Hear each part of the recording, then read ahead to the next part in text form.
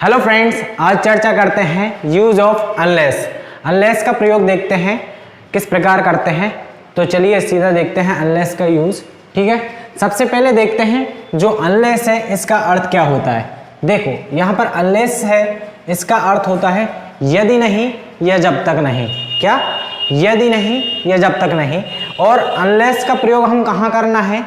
तो अनलेस का प्रयोग हमको इफ के स्थान पर करना है। किसके स्थान पर? इफ के स्थान पर अनलेस का यूज करना है हमको। ठीक है, तो देखो इसका कुछ कंसेप्ट होता है, पहले वो समझो क्या होता है। देखो अगर वाक्य में तुमको डू नॉट मिले, क्या मिले? डू नॉट मिले। अगर वाक्य में तुमको डू नॉट मिल रहा है, ठीक है, तो जो वर्ब रहेगी उसमें तुम्हें क्या कोई चेंजेस नहीं करना है। वर्ब फर्स्ट रहेगी, उसमें कोई चेंजेस नहीं करना रहेगा। ठीक है, अगर डू नॉट मिलता है तो। सेकंड क्या? सेकंड ये अगर डज नॉट मिलता है तो जो वर्ब रहती है ना उसमें तुमको एस या ई एस प्रयोग करना है। क्या करना है? एस या ई एस का प्रयोग करना है। किसका? वर्ब के साथ में एस और ई एस का प्रयोग करना है। ठीक है, और जो थर्ड कंसेप्ट है ये है डिड नॉट।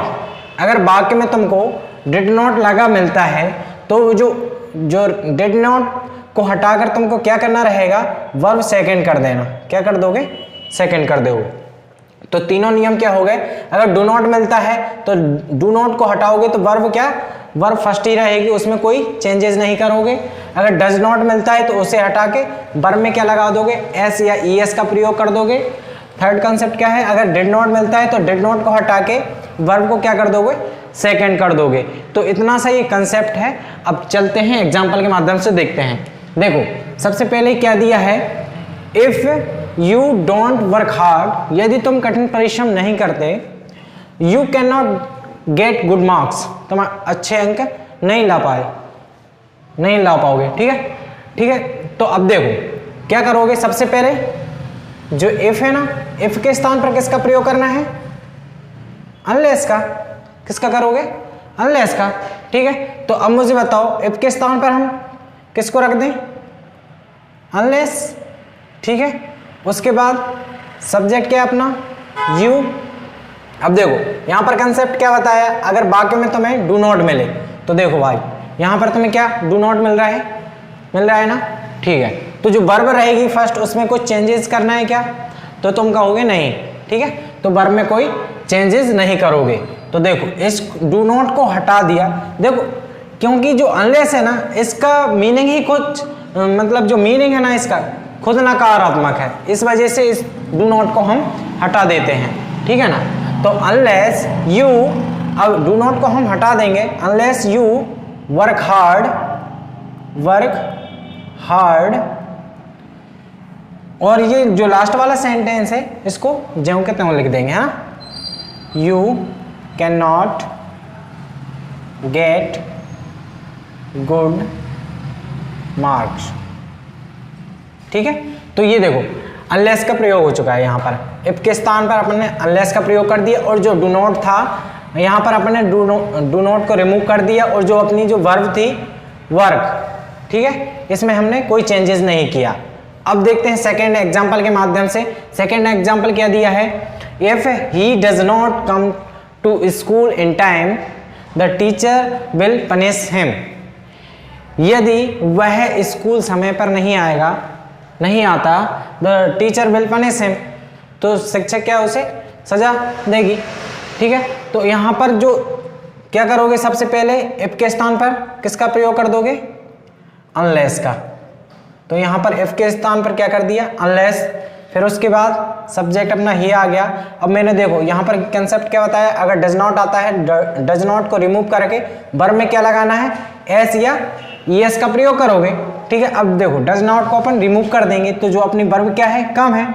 तो यहाँ पर क्या हो जाएगा? कम का, तो आप कहोगे कम्स हो जाएगा। क्या हो जाएगा? कम्स हो जाएगा।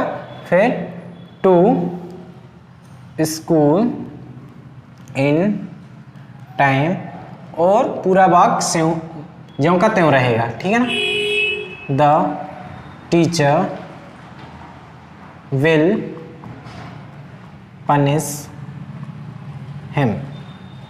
ठीक है, अब देखो थर्ड एग्जांपल क्या है, if they did not play well they couldn't win the match. ठीक है, अब देखो अब मुझे बताओ जो इफ है इसके स्थान पर किसका प्रयोग कर दें, आप कहोगे अनलेस। किसका? अनलेस। ठीक है, अब इफ के स्थान पर अनलेस कर दिया। अब देखो इसमें क्या दिख रहा है, क्या दिख रहा है, डिड नॉट दिख रहा है। ठीक है, तो मैंने यहाँ पर क्या बोला, अगर डिड नॉट को हटाते हैं तो वर्ब को कौन सा फॉर्म में कर देते हैं, सेकेंड फॉर्म कर देते हैं। ठीक है, तो अब देखो इफ के स्थान पर अनलेस का प्रयोग कर दिया। अब दे सब्जेक्ट, ठीक है, दे, उसके बाद जो वर्ब है अपनी प्ले, क्या है, प्ले, तो प्ले का सेकंड फॉर्म क्या हो जाएगा, प्लेड। क्या हो जाएगा, प्लेड वेल। दे, और बाक आगे वाला बाक ज्यों का त्यों रहता है, they could not win the match. ठीक, अब देखो फोर्थ एग्जांपल क्या है, if there is not a bus strike I will come tomorrow. अगर यहां पर बस स्ट्राइक नहीं होगी तो मैं कल आऊंगा। ठीक है, अगर हड़ताल नहीं होगी तो मैं कल आऊंगा। ठीक है, यहां पर ये दिया है, तो अब इफ के स्थान पर किसका प्रयोग कर दें, अनलेस। इफ के स्थान पर किसका प्रयोग कर दें, अनलेस।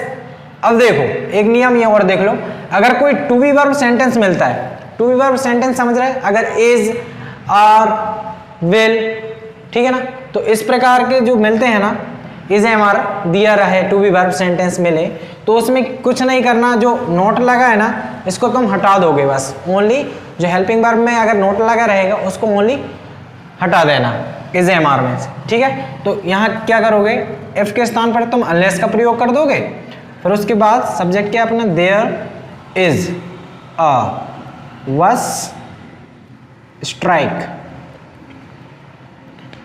और अगला वाला जो वाक्य है वो सेम ही रहेगा, आई विल कम टुमारो, टुमारो। ठीक है, अब देखो एक और एग्जांपल बचा लास्ट, क्या है, if you eat too much तो यू विल फॉल इल। यदि तुम ज्यादा खाओगे, यदि तुम ज्यादा खाओगे तो यू विल फॉल इल, बीमार पड़ जाओगे, तुम बीमार पड़ जाओगे। ठीक है, अब देखो इफ के स्थान पर किसका प्रयोग करोगे, अनलेस का, तो इफ के स्थान पर अपन ने किसका प्रयोग कर दिया, अनलेस। ठीक है, फिर अब देखो अभी तुमने पॉइंट नोट किया हो, ये जो चार एग्जांपल थे ना अपने ये नकारात्मक वाले वाक्य थे, नेगेटिव वाक्य थे। ठीक है, और जो पांचवा जो वाक्य देख रहे हैं आप यहाँ पर सकारात्मक सेंटेंस है, इसमें कहीं पर नोट लगा है क्या, नहीं लगा ना।